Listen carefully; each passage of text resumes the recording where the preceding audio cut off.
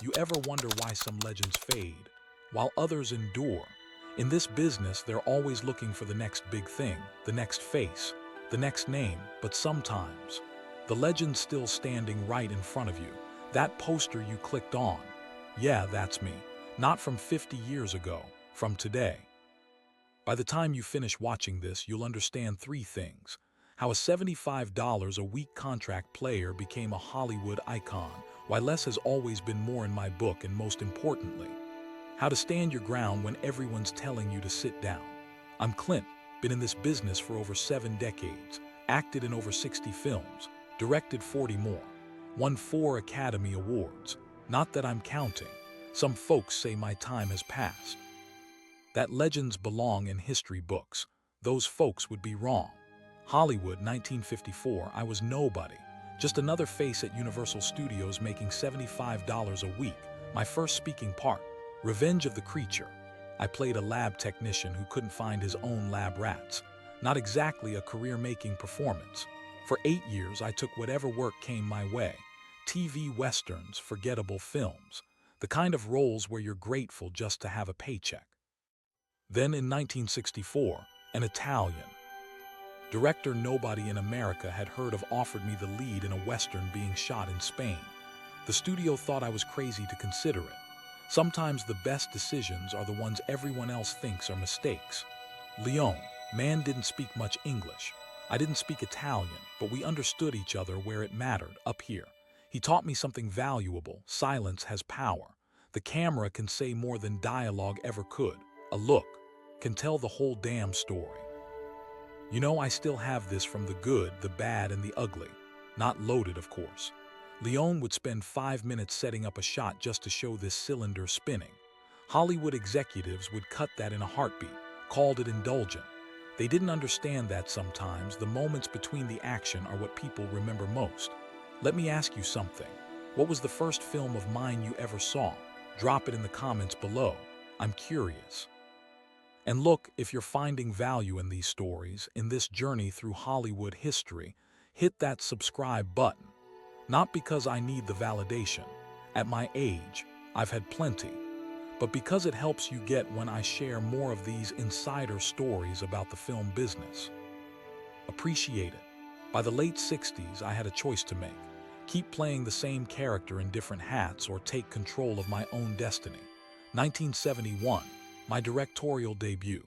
The studio was nervous about letting an actor direct, especially a Western actor trying to make a thriller, so I made them a deal they couldn't refuse. I would act in it for free if they let me direct. Funny how principles become more flexible when money's involved. That same year, another character came along, one that would follow me for decades: Inspector Harry, Dirty Harry.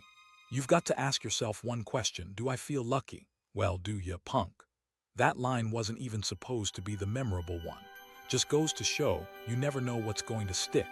People ask if Harry was political, if he represented some kind of statement about law and order. He was just a man doing what needed to be done when the system failed. Sometimes a character is just a character. It's the audience that turns him into a symbol. 5 of these for directing, 4 for producing, none for acting. Awards are like horseshoes and hand grenades. Close counts. The truth is, I never made films to win trophies. Made them because I had stories to tell. Characters that wouldn't leave me alone until I put them on screen. When we come back, I'll tell you about the film that almost ended my career before it really began. The one where John Wayne wrote me a letter saying I was destroying the myth of the American West, and why that letter was the best damn thing that could have happened to me. Stay with me. 1976. The Outlaw Wales, a film about a farmer turned killer seeking revenge for his murdered family. Not exactly John Wayne territory. Wayne wrote me, "Clint, what you're doing with these violent westerns, you're destroying everything we built." He wasn't wrong. I was destroying something, the fantasy, the myth that the West was all heroes in white hats. Real courage isn't about never being afraid. It's about being terrified and doing what needs to be done anyway. That's what Wales taught me. That's what I tried to put on screen. Johnny Carson once told me Wales was his favorite of my films, said it had heart beneath the violence. Coming from Carson, that meant something. When I direct, I never use a monitor, always look through the lens myself. Digital changed everything in this business, made things easier, but easier isn't always better. Some things should be difficult. The struggle is part of the art. 1992, Unforgiven, the Western that was supposed to be my goodbye to the genre, my deconstruction of all those myths I helped create. Academy finally decided I knew what I was doing. Took them long enough. Here's a challenge for you. What film of mine do you think deserved more recognition than it got? The one that flew under the radar. Every filmmaker has that one project they believe in that didn't find its audience. I'm curious which of mine you choose. Let me know in the comments. Most actors my age were put out to pasture decades ago, given the occasional grandfather role. The wise old mentor who dies in the second act. That wasn't going to work for me. 2008. I was 78 years old, directed and starred in Gran Torino. Made $270 million worldwide. Not bad for an old man. The secret isn't fighting against age, it's using it. The lines on this face. They're a map of everywhere I've been, everything I've seen. Young actors spend hours in makeup trying to look like they've lived. I actually did the living. Did you know I compose most of the music for my films? Music tells the emotional truth when words fall short. When I directed Million Dollar Baby, the studio wanted a different ending. 1. Swank's character miraculously recovers. That would have been a lie. Sometimes life doesn't give you the ending you want. Art shouldn't either.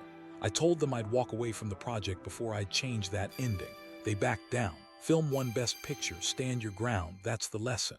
When you know you're right, don't compromise. Not for money, not for popularity, not for anything. People ask about retirement. Been asking for 30 years now. I directed Cry Macho when I was 91. Acting, directing, riding horses in the desert. Some folks my age can't get out of a chair without help. The trick is to never let someone else tell you what you're capable of.